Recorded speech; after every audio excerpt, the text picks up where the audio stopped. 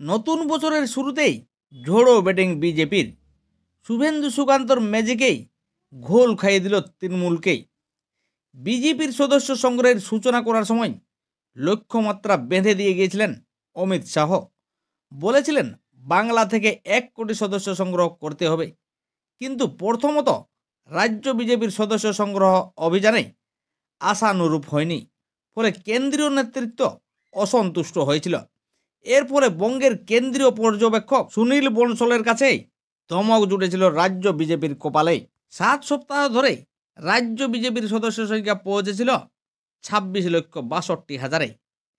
1 কোটি সদস্য পদের লক্ষ্যমাত্রা ধার্য যে রাজ্যে, সেখানে মাত্র 26 লাখ।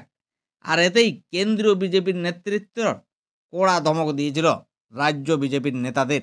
বিজেপির কেন্দ্রীয় নেতৃত্বের ধমক খেতেই নড়ে চড়ে বসে রাজ্যের বিজেপির নেতারা। আর এবার রাজ্য বিজেপির নেতারা যা করে দিল তা কিন্তু ইতিহাস। এখন বিজেপি সূত্রে যা দাবি, এখন রাজ্য বিজেপিতে গত 1 সপ্তাহ ধরে দৈনিক 1 লক্ষেরও বেশি সদস্য সংগ্রহ হচ্ছে রাজ্য জুড়ে। তবে 3রা জানুয়ারি পর্যন্ত যে হিসাব রাজ্য বিজেপি দিচ্ছে তা কিন্তু একেবারে চোখে পড়ার মতো। 42 লক্ষ মতো সদস্য সংগ্রহ হয়েছে। এর মধ্যে 38 লক্ষেরও বেশি সদস্য পদ ভেরিফাইডও হয়েছে।